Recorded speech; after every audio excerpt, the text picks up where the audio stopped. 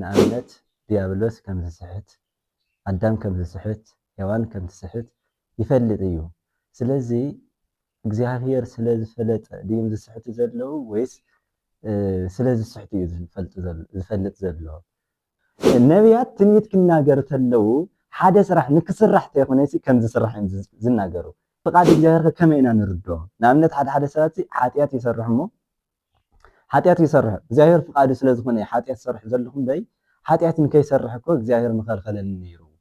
እግዚአብሔር ዝፈልጦ ኩሉ ውሳኔኡ ይኾነ። ምክንያቱ ውሳኔ ምክንያት እዩ።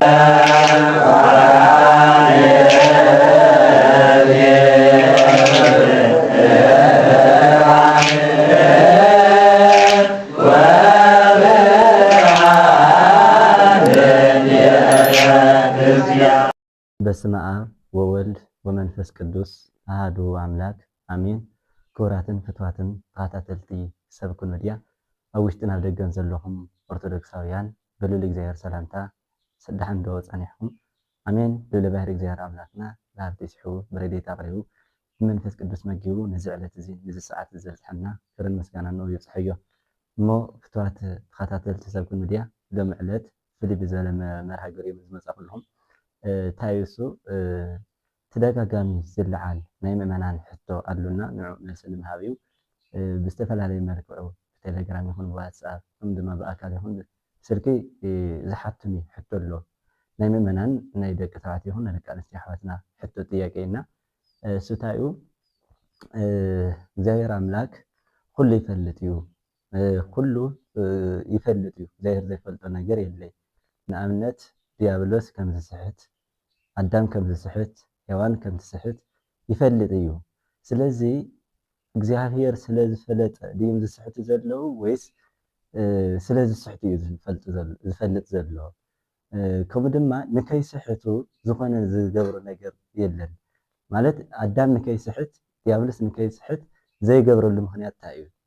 ማለት ከም ዝስሕት እናፈለጠስ ንምንታይ ይፈጥሮ ዝብሉ ሕቶታት ኣለው ማለት እዩ። ምስኡ ተዳሒዙ ድማ እግዚአብሔር ይውስን እዩ መን ከም ዝጸድቕ መን ከም ዝኩነን ድማ ይፈልጥ እዩ።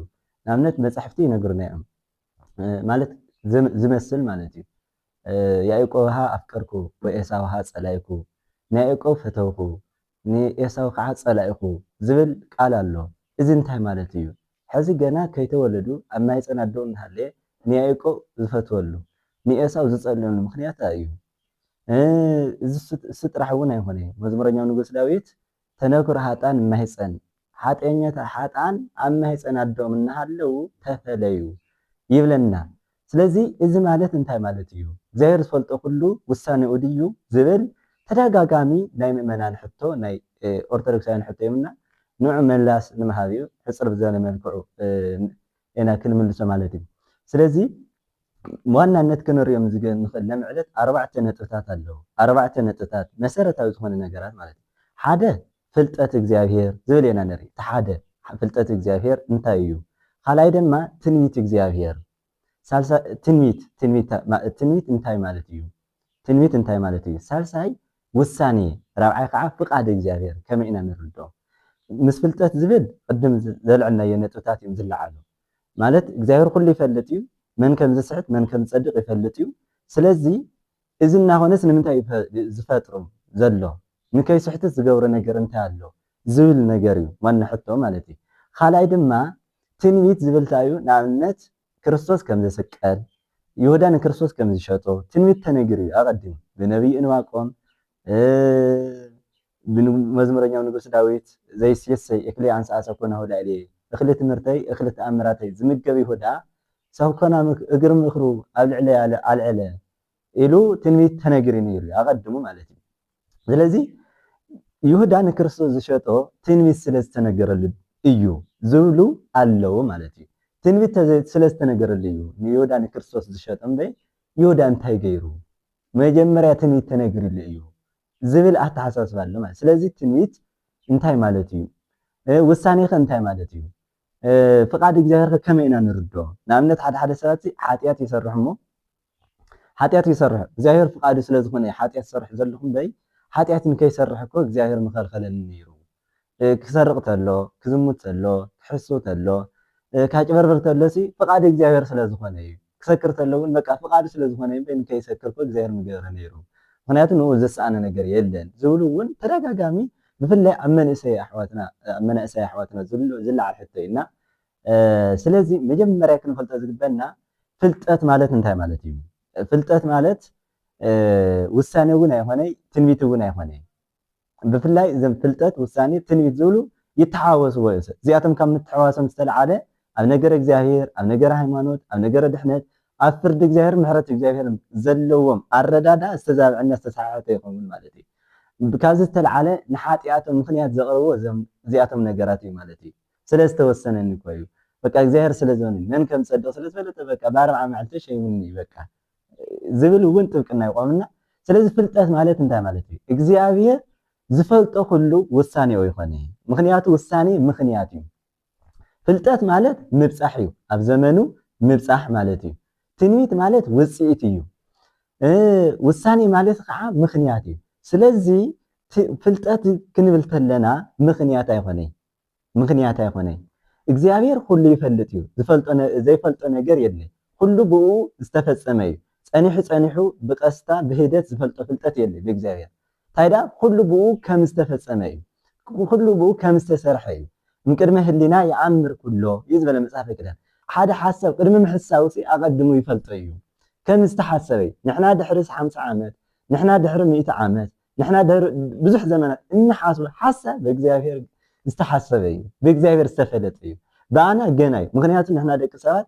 ብውስን ፍልጠት ኢና ንነብር ምክንያቱ ኣነባብራና ብግዜ ብቦታ ብኩነታት ዝተወሰነ እዩ እግዚአብሔር ከዓ ካብ ግዜ ካብ ቦታ ካብ ኩነታት ሓፅር ወፃኢ ብዘሎ ኣነባብራ ብመለኮታዊ ኣነባብራ እዩ ዝነብር ፍልጠቱ ከዓ ብልክዕ እዩ መለኮታዊ ፍልጠት ድማ ብግዜ ኣይወሰኒ ብኩነታት ኣይወሰኒ ብቦታ ኣይወሰኒ ስለዚ ብእግዚአብሔር ፍልጠት ክባል ተሎ ምልኣታዊ እዩ ብቀስ ዝፈልጦ ፍልጠት የለን ታይዳ ኩሉ ብኡ ዝተፈለጠ እዩ በቃ ሓድስ ዘይበፅሐ ፍልጠት የለን ንሕና ዘይበፅሕና ኣለኖ ዕድሜና ብዝወሰኸ ቁፅሪ ትምህርቲ ብዝወሰኽና ቁፅሪ መፅሓፍቲ ብዛንበብና ቁፅሪ እናወሰኽና ዝኸይድ ፍልጠት እዩ ዘለና ምክንያቱ ውስን እዩ ኣይሙረና ዝወፅእ ዝወርድ ሕሊና እዩ ዘለና ብእግዚአብሔር ግን ከምዚ ዓይነት ፍልጠት የለን ማለት ታይዳ ምልኣታዊ ባህርያዊ መለኮታዊ ፍልጠት ስለ ዝኾነ ብኡ ኩሉ ግልፂ እዩ ማለት እዩ በኑ ዘይሰወር ምኔ ካብ ኣነ ዝስወር ንህድ እዩ ዝበለ እግዚአብሔር ሰይፈትን ልበ ወክልያተ እግዚአብሔር ልብን ኩላሊትን ይምርምር እዩ ይብል ስለዚ እግዚአብሔር ኩሉ ይፈልጥ እዩ ማለት ግን ኩሉ ይውስኖ እዩ ማለት ኣይኮነ እግዚአብሔር ኩሉ ይፈልጥ እዩ ምክንያቱ እግዚአብሔር ዘይምፍላጥ ስለ ዘይኽእል እዩ ንእግዚአብሔር ዘይምፍላጥ ንደቂ ሰባት ምፍላጥ ኣይስማዕምዕ ንደቂ ሰባት ዘይምፍላጥ ንእግዚአብሔር ከዓ ፍልጠት ምፍላጥ ባህሪ እዩ ዝስማዕምዐና እዩ ዝስማዕምዕ እዩ ማለት እዩ ስለዚ እዚ ስለ ዝኾነ እግዚአብሔር ዘይምፍላጥ ስለ ዘይኽእል ኩሉ ብኡ ዝተፈለጠ እዩ ኩሉ ብኡ ከም ዝተፈፀመ እዩ ዝፈልጦ ማለት እዩ ክኸውን ክኽእል እዩ እንተይኮነ ኣይተርፊ ዝብል ፍልጠት ወይ መላምንታዊና ግምታዊ ዘይኮነስ ከም ዘሎ ከም ዝኾነ እዩ ዝፈልጦ ማለት እዩ ስለዚ እዚ ማለት ግን ውሳኔ ኣይኮነ ምክንያት ኣይኮነ ማለት ውሳኔ ኣይኮነ ማለት ኣዳም ከም ዝስሕት ይፈልጥ እዩ ግን ስለ ዝፈለጠ ይኮነ ኣዳም ዝሰሓተ ምክንያቱ ፍልጠት ኣይብለኩም ምብፃሕ እዩ ኣብ ዘመኑ ኣብ ቦታኡ በፅሕካ ምርኣይ ማለት እዩ ኣብ ዘመኑ ምብፃሕ ኣብ ቦታኡ ምብፃሕ ማለት እዩ ስለዚ እዚ ማለት እዩ ውሳኔ ክኸውን ኣይኽእል ፍልጠት እግዚአብሔር ማለት እዩ ፍልጠት እግዚአብሔር ውሳኔ ክኸውን ኣይኽእል እቲ ካልኣይ ግን ትንቢት ይበሃል ማለት እዩ እቲ ካልኣይ ትንቢት እዩ ትንቢት ክንብል ተለና ናይ ዘመናት ርሕቀት እዩ ናይ ዘመናት ርሕቀት ኣብ ዘመኑ በፂሖም ዝናገርዎ ብቲ ፍልጠት ዝበልናዮ ብመንፈስ ቅዱስ ገላፅነት ኣብ ዘመኑ በፂሖም ዝፈልጥዎ ፍልጠት እዩ ማለት እዩ ኣብ ዘመኑ በፂሖም ውፅኢት እዮም ዝርእዩ ማለት እዩ ስለዚ ነቢያት ትንቢት ክናገሩ ተለው ሓደ ስራሕ ንክስራሕ ተይኮነሲ ከም ዝስራሕ እዮም ዝናገሩ እዚ ማለት ኣምላክ ሰብ ከም ዝኸውን እዮም ፈሊጦም እዮም ዝናገሩ እምበይ ኣምላክ ሰብ ንክኸውን ኣይናገሩ ምክንያቱ ትንቢት ውፅኢት እዩ እምበይ ታይ ምክንያቱ ኣይኮነ ትንቢት ውፅኢት እዩ ማለት እቲ ውፅኢት እዮም ዝናገሩ እምበይ ውፅኢት ንክመፅእ ኣይናገሩ ነቢያት ማለት ይሁዳ ንክርስቶስ ከም ዝሸጦ ፈሊጦም እዮም ዝናገሩ ብመንፈስ ቅዱስ ገላፅነት ከም ፈሊጦም እዮም ዝናገሩ ይሁዳ ንክርስቶስ ንክሸጦ ኣይናገሩ ይሁዳ ንክርስቶስ ዝሸጦ ነቢያት ትንቢት ስለዝተናገሩ ዘይኮነስ ነቢያት ትንቢት ዝተናገሩ ይሁዳ ንክርስቶስ ከም ዝሸጦ በመንፈስ ቅዱሳዊ ፍልጠት ስለዝፈለጡ እዩ ማለት እዩ። ስለዚ ትንቢት ውፅኢት እምበይ ነቢያት ክኸውን ኣይኽእልን ማለት እዩ። እዚ ማለት ኣይመስልኩም ልክዕ ከምቲ ናታተማ ተሓሳስባ እንተደኣ ንብል ኮይና ማለት እዩ።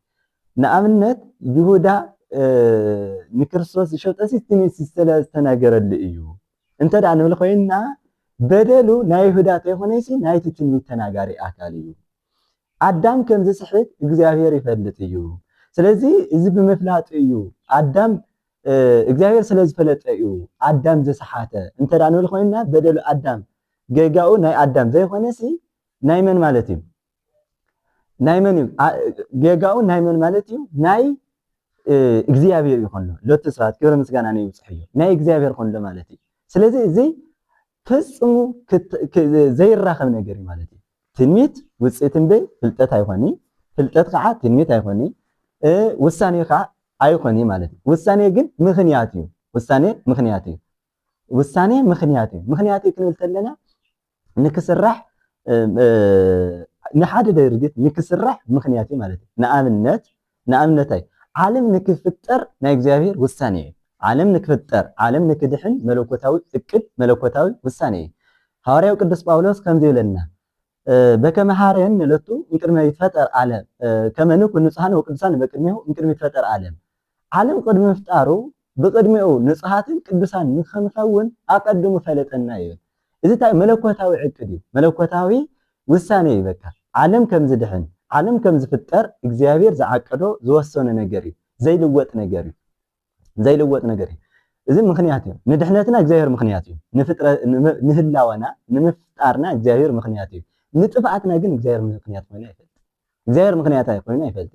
እዚ ማለት እግዚአብሔር ፍልጠቱ ኩሉ ውሳኔ እንተደኣ ንብል ኮይና ከቢድ ምንፍቅና እዩ። ከቢድ ስሕተት እዩ። ናይ በዓል ማርቲን ሉተር ኣተሓሳስባ ወይ ድማ እምነት እዩ ማለት እዩ። እግዚአብሔር ኩሉ ኣቀዲሙ ወስንዎ እዩ። ስለዚ ኣመነ ይኮነ ዝፀድቕ ዘሎ ኣቀዲሙ ስለዝወሰነ እዩ ዝኣምን ዘሎ ሓጢአት ሰርሕ ዘለውን ሓጢአት ስለሰርሕ ይኮን ኣቀዲሙ ንሓጢአት ስለዝፈጠረ እዩ ዝብል ኣተሓሳስባን እምነት ዝነበሮም ፕሪዲሲሽን ወይ ድማ ቅድመ ውሳኔ ዝብል እምነት ዝነበሮም ኣካላት ማለት እዩ። ስለዚ እዚ ዓብይ ክሕደትና ስሕተት እዩ። እዚ ናብ ምንታይ ክሕደት የብፅሕ መስልኩም? ሓደ እግዚአብሔር ናብ ጨካን ንጉስ ወይ ድማ ጨካኒ ፈጣሪ ይኾንሎ ማለት እዩ። ኣምባገነን ኣምላክ ይኾንሎ ሎቱ ስብሐት ክብሪ ምስጋና ይብፅሕ እዩ። ናው ዓይነት ኣተሓሳስባ እዩ ብናታተማ ተሓሳስባ ምክንያቱ ርዩ እሱ ብዝገበረ ነገር መሊሱ ዝፈርደና እንተደኣ ኮይኑስ እግዚአብሔር ጨካን ይኾንሎ ማለት እዩ። ትረድኩም? እግዚአብሔር ጨካን ኣምባገነን ይኸውን ኣሎ ማለት ስለዚ እዚ ዘይኸውን ነገር እዩ። ዘይኸውን ነገር እዩ። ካልኣይ ድማ እግዚአብሔር ኣስመሳይ ባዕሉ ከምኡ ገይሩሲ መሊሱ ቤትሱ ዝሰርሖ ስራሕ መሊሱ ዳሕና ዝቀፅዕቶ ኣስመሳይ ንምንታይ እሺ ኣምላክ ሰብ ኮይኑ እሺ እንድሕር ዓለም ኩሉ ትወስንዎ ኮይኑ መን ከም ዝፀድቕ መን ከም ዝኩነን ኣቀዲሙ ወስንዎ እንተደኣ ኮይኑስ ንምንታይ ሰብ ምዃን ኣድልይዎ? ንምንታይ 12 ሃዋርያት ምምራፅ ኣድልይዎ? ንምንታይ ነቢያት ኣልዕሉ? ንምንታይ ሃዋርያት ሁሩ ወመሃሩ ውስተ ኩሉ ኣጽናፈ ዓለም ንዓለም ዘይብርኩም ኣስተምህሩ ንምንታይ ኢሉ? ስለዚ እዚ ኣስመሳይነት የብሎ። ስለዚ እዚ ዘይኸውን ነገር እዩ። ዘይኸውን ኢ ኦርቶዶክሳዊ ናይ ቤተክርስትያን ኣስተምህሮ ደግማው ቀኖናው ትውፊቱ ዘይሓለወ ናይ ቤተክርስትያን ኣስተምህሮ ይኾነ ማለት እዩ። ስለዚ እግዚአብሔር ፍልጠቱ ኩሉ ውሳኔ ይኾነ ውሳኔ ኣይኮነ ውሳኔ ምኽንያት ስለ ዝኾነ ማለት እዩ። እና እግዚአብሔር ውሳኔ ኣብ ህይወትና ዝውስኖ ማለት ካብ ነፃ ፈቃድና አንፃር ዝውስኖ ነገር የለ። ከም ምልኣታዊ ድሕነት ዓለም ንክፍጠር ዓለም ንክድሕን እዚ ውሳኔ እዩ፣ መለኮታዊ ዕቅድ እዩ። ዓለም ንክኩነን ግን እግዚአብሔር ኣይውስን። እስመ ውእቱ ይፈቅድ ከመ ይህየው ኩሉ ወየኣምሩ ለጽድቅ ዓለም ኩሉ ወለ ንክድሕን ንጽድቂ ከዓ ንክፈልጥዋ እዩ ፍቃዱ ይብለና ማለት እዩ። ስለዚ ናይ እግዚአብሔር ዕቅዱ ናይ እግዚአብሔር ፍቃዱ ዓለም ኩሉ ንክድሕን ማለት እዩ።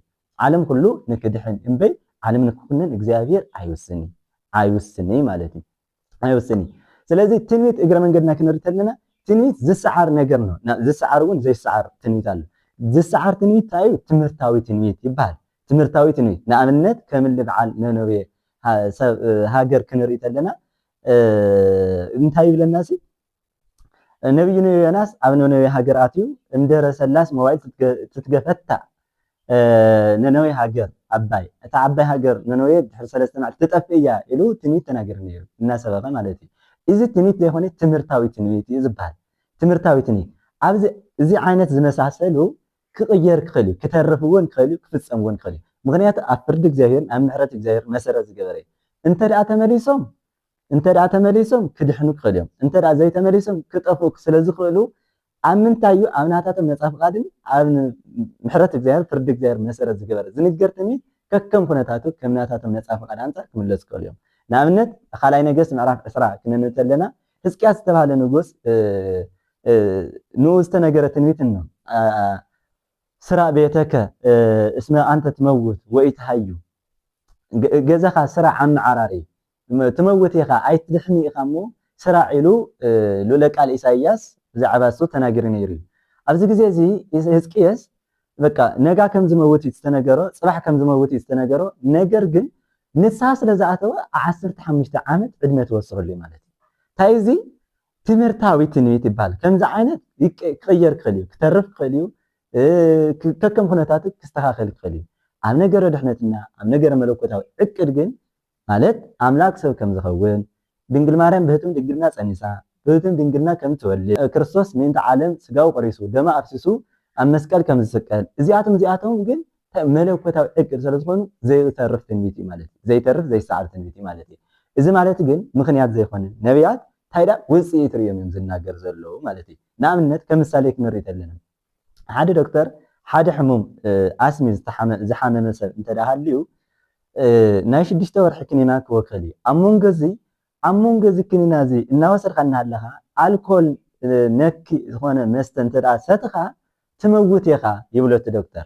ኣብ መንጎ እዚ እቲ ሰብ እቲ ሕሙም ካዕለታት ሓደ መዓልቲ ኣልኮል እንተደኣ ሰትዩ እንተሞይቱ እቲ ዶክተር ቀተልዎ ክንብል ኣይንኽእል። ታዲያ እቲ ዶክተር ዝናገር ዘሎ ናይቲ ኣልኮል ክፍኣት ወይ ድማ ክብደትን ናይቲ ሕማም ክብደትን ብቲ ዘለዎ ሞያዊ ፍልጠት ፈሊጡ እዩ ዝናገር ዘሎ። እቲ ዶክተር ክትመውት ኢኻ ስለ ዝበሎ ድዩ ዝሞተ ወይስ እቲ ዶክተር ዝተናገሮ ከም ዝመውት ፈሊጡ እዩ? እቲ ዶክተር ዝተናገሮ ከም ዝመውት ፈሊጡ እዩ ዝናገር ዘሎ እምበር እቲ ዶክተር ቀትልዎ ክንብል ኣይንኽእል። ምክንያቱ እቲ ዶክተር ብዘለዎ ሞያዊ ፍልጠት ፈሊጡ እዩ ዝናገር ዘሎ ማለት እዩ። ልክዕ ከምዚ ኩሉ ነቢያት ውፅኢት እዮም ዝናገሩ ክብለኩም ደልየ ውፅኢት እዮም ዝናገሩ እምበር ስለ ዝተናገሩ ኣይኮነ እቲ ሓደ ስራሕ ክስራሕ ዝኽእል እቲ ሓደ ስራሕ ክከናወን ዝኽእል ውፅኢት ርኡዮም እዮም ዝናገር ዘሎ እምበር ነቢያት ስለ ዝተናገሩ ከም ዘይኮነ ክንፈልጦ ይግበአና ማለት እዩ። ስለዚ እግዚአብሔር ኣምላክ ኩሉ ይፈልጥ እዩ፣ ኩሉ ግን ውሳኔ ኣይኮነ፣ ኩሉ ግን ትንቢት ከም ዘይኮነ ክንፈልጦ ይግበአና ማለት እዩ።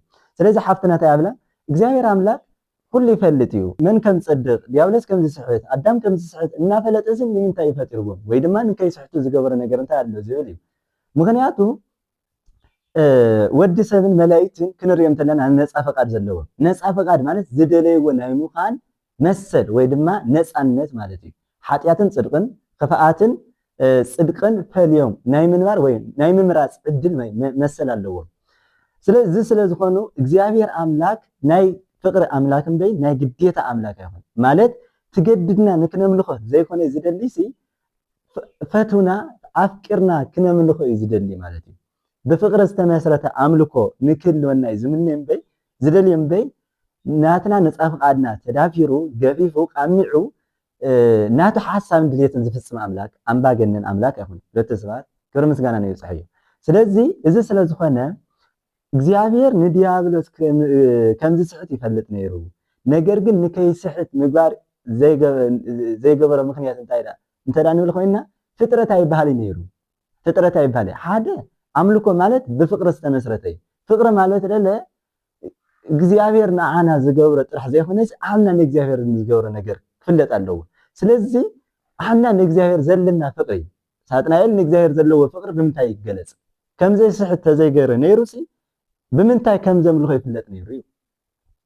ንኣብነት ኩሉ ደቂ ሰባት ከም ዘይስሕቱ ኩሉ ደቂ ሰባት ከም ዘይበድሉ ገይሩ ምፍጣር ይኽእል ነይሩ። እዚ ማለት ግን ሰባት ከብለና ይኽእል ልክዕ ከም እፅዋት ኢና ዝኸውን ዘለና ወይ ከም ኣእማን ኢና ዝኾን ዘለና እምኒታት ኢና ዝኾን ዘለና ማለት ምክንያቱ ግእዛን የብሎም እዩ። እምኒ እፅዋት ተፈጥሮ እዮም ናይ እግዚአብሔር ፍጥረት ምዃኖም ቅዱሳን እዮም። ግን ማለት ቅዱስ ፍጥረት እዩ ርኩስ ፍጥረት ስለ ዘየለ ማለት እዩ እግዚአብሔር ዝፈጠረ ፍጥረት ኩሉ ቅዱስ ወሬ እግዚአብሔር ከመሰልና ስለንብል ኖ ጽቡቕ ከም ዝኾነ ርአየ ስለዝብል ቅዱስ ፍጥረት እዩ ዘብሎ ነገር ግን እዚ ብምዃኑ ግእዛን የብሎም ነፃነት የብሎም ህያዋን ኣይኮነ ልክዕ ከም ኣቶም ኢና ክንኸውን ነርና ማለት እዩ ታዲያ ነፃ ፈቃድና ተዘይህልየና ነይሩሲ ሰባት ክነብል ኣይንኽእል ወይ ኢልሃ ኮከ ዘንመለፅነት ከመ እዩ ክንሰናያተ ከዘንመለ ፍዳ ዘለን እዚ እዩ ዋጋኻ ብዘይ ክብሪ ከይኮንስ ብዘይ ነፃ ፈቃድ ኣይፈጠረካ ስለዚ ብዘይ ነፃ ፈቃድ ተዝፈጥረና ነይሩ ናይ መንግስተ ሰማያት ጣዕሚ ናይ ገብነት ክብሪ ድባዕሉ ዋጋ ኣይመስለና ነይሩ ልክዕ ቁሳቁስ ወይ ኣቑሑት ኢና ክንኸውን ነርናና ስለዚ ካብዚ ዝተለዓለ ነፃ ፈቃድና ካብ ምኽባር ዝተለዓለ ነፃ ፈቃድና ካብ ምሕላው ኣንፃር ዝተለዓለ ዝገብረ ነገር እዩ ማለት እዩ እምበይ እግዚአብሔር እዚ ተዝገይሩ ነይሩ ምንም ኣሕና ንኡ ዘለና ፍጥረት ንፈጣሪ ዘለዎ ፍቅሪ ብምንታይ ይግለጽ ነይሩ ኣይግለጽ ነይሩ ማለት እዩና ስለዚ ናይ ግዴታ ኣምላክ ዘይኮነ ናይ ፍቅሪ ኣምላክ ናይ ነፃነት ኣምላክ ስለዝኾነ ብነፃነት ንክንነብር ብነፃነት ፈጥርና ብነፃነት ንክንነብር ነፃ ፈቃድ ዘለና ገይሩ ፈጥርና ኢና ንሕዘቦ ዝግበና ማለት እዩ ስለዚ እዚ ይመስል ማለት እዩ ብዋናነት ድማ ፍቃድ እግዚአብሔር ከመይ ኢና ንሪኦ ካብተን ኣርባዕተ ነገራት ፍቃድ እግዚአብሔር ምክንያቱ ፍቃድ እግዚአብሔር ዝብል ክንርድኦ ዝግበና ክልተ ነገር እዩ ክልተ ነገር ኢና ክናስተውዕሎ ዝግበና ኣብ ፍቃድ እግዚአብሔር ሓደ ድልየቱ ፍታው ስምረቱ ዝኾነ ፍቃድ ኣሎ ድልየቱ ዝኾነ ፍታው ዝኾነ ፍቃዱ ዝኾነ ፍታው ዝኾነ ፍቃድ ኣሎ ካልኣይ ድማ ድልየቱ ዘይኮነ ፍቃድ ኣሎ እዚ ማለት ድልየቱ ዝኾነ ፍቃዱ ዝኾነ ፍታው ዝኾነ ፍቃድ ክንብል ተለና ዓለም ንክድሕን ኣዳም ንክድሕን ኩሉ ደቂ ሰብ ንክድሕን ናይ እግዚአብሔር መለኮታዊ ፍታው መለኮታዊ ፍቃድ እዩ ድልየቱ ዝተሓወሰ ድልየቱ ዘለዎ ፍቃድ እዩ ኣዳም ንክድሕን ድልየቱ ዘለዎ ድልየቱ ዘይኮነ ፍቃዱ ግን ናትና ነፃ ፍቃድ ካብ ምኽባር ኣንፃር ዝገብሮ ትዕግስቲ ወይ ድማ ነፃ ፍቃድና ምኽባር እሱ ድልየቱ ስምረቱ ዝኾነ ፍቃድ ዘይኮነሲ ፍቃዱ ዝኾነ ጥራሕ ፍቃዱ ዝኾነ ማለት ነፃ ፍቃድና ካብ ምኽባር ኣንፃር እዩ ደስ ኣይብለይ ብስራሕና ግን ናትና ነፃ ፍቃድ ናትና ምርጫ ስለ ዝኾነ ምርጫና ካብ ምኽባር ኣንፃር ዝገብሮ ነገር ኣሎ መጻሕፍቲ ክነግረናይ ብመጻሕፍቲ ክነግረናይ ብመምህራን ክነግረናይ ግን መጻሕፍቲ ኣቢና ንመምህራን ኣቢና ነፃ ፈቃድና ተጠቒምና ናብ ዘይኮነ ህይወት ክንከድ ተለና ናይ ግድን ውሉ ዝኾነ ብተኣምራት ነገር ህይወትና እንትና ይገብር ታይዳ ነፃ ፈቃድና ካብ ምኽባር ኣንፃር ይዕገሰና ማለት እዩ ስለዚ ምናልባት ናይ እግዚአብሔር ትዕግስቲ ድል ፍቃድ ዝመስሎ ሰብ ኣሎ ለምሳሌ ሓደ ሰብ ክሰርቕ ተሎ ሓሰት ክናገር ተሎ ዝሙት ክፍፅም ተሎ ክሰክር ናብ ሱስ ነገር ክኸድ ተሎሲ እግዚአብሔር ስለ ዝፈቀደ እዩ ይብል ኣይኮነን ድልየቱ ዘለዎ ፍቃድ ይኾነ ድልየቱ ዘለዎ ፍቃዱሲ ኣይኮነ ታዲያ ናትኻ ነፃ ፍቃድ ካብ ምኽባር ኣንፃር ናትኻ ድልየት ካብ ምኽባር ኣንፃር ዝገበሮ ትዕግስቲ እዩ እምበይ ፍቃዱ ይኾነ ትዕግስቱ ምሕረቱ ይቅርታው እዩ እምበይ ማለት ይቅርታው ክንብል ተለና ብሓደ ግዜ ዘይምጥፋው መለኮታዊ ትዕግስቱ እንሓስወሉ ነገር እምበይ ናይ ግድን ፍቃዱ እዩ ደስ ብልዎ ደስተኛ እዩ ማለት ኣይኮነ እዚ ማለት ንኣብነት ኣዳም ኣብ ገነት ክነብር ናይ እግዚአብሔር ድልየቱ ዝኾነ ፍቃዱ እዩ ድልየቱ ፍቃዱ ስምረቱ እዩ ኣዳም ንክስሕት ግን ድልየቱ ዝኾነ ፍቃድ ዘይኮነ ፍቃዱ ጥራሕ እዩ ማለት እንታይ ማለት እዩ ናይ ኣዳም ነፃ ፍቃድ ካብ ምኽባር ኣንፃር ዝገብረ ትዕግስቲ ወይ ድማ ዝህቦ ነፃነት እሱ እዩ ፍቃዱ ጥራሕ ንብሎ ማለት እዩ ነዚ እውን ቅዱሳት መጻሕፍቲ ብጥንቃቅ እዮም ዝነግሩ ሃበነ ከመ ንግበር ፈቃደከ ወስምረትከ እዮም ፍቃድኻን ስምረትኻን ክንሰርሕሲ ሃበነ ሓይሊ ሃበና ጥበብ ሃበና እዮም ፍቃድኻ እውን ስምረትኻ እውን ምክንያቱ ስምረቱ ዘይብሉ ፍቃድ ስለ ዘሎ እዩ እና ስለዚ እግዚአብሔር ኣምላክ ኩሉ ፍቃድ እዩ ዓለም ንክድሕን ዓለም ኩሉ ፍጥረት ንክድሕን ፍቃድ እዩ መለኮታዊ ፃውዒት መለኮታዊ ዕቅድ ስለ ዝኾነ ነገር ግን ዓለም ንክኩነን ግን ድልየቱ ዘለዎ ፍቃድ ዘይኮነሲ ፍቃዱ ጥራሕ እዩ ማለት እዩ ጥቕልል ብዝበለ እዞም ኣርባዕተ ነገራት ክንፈልጦም ኣለና ማለት እዩ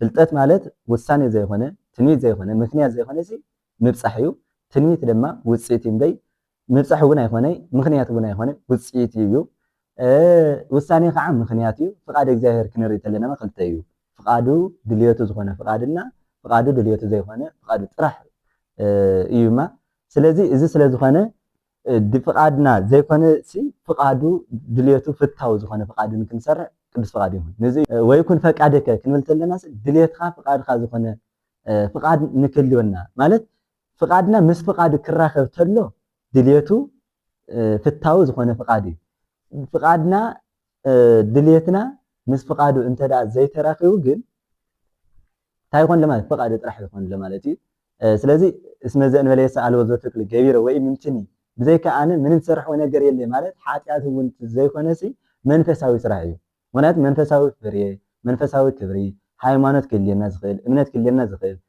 ብምግባር ክንፀንዕ ዝኽእል ረድኤተ እግዚኣብሔር እንተሃልዩ እምበይ ኣብ ሓጢኣት ኣብ ክፍኣት ዘለና ረድኤተ እግዚኣብሔር ምሳና ኣሎ ማለት ሓጢኣት ንክሰርሕ እግዚኣብሔር ሕግዘና ኣሎ ማለት ኣይኮነ እዩ ኢልና ስለዚ ሕፅር ብዘበለ መልክዕ እዩ ዝመስል ስብሐት ለእግዚአብሔር ወለወላዲቱ ድንግል ወለመስቀሉ ክቡር ይጽና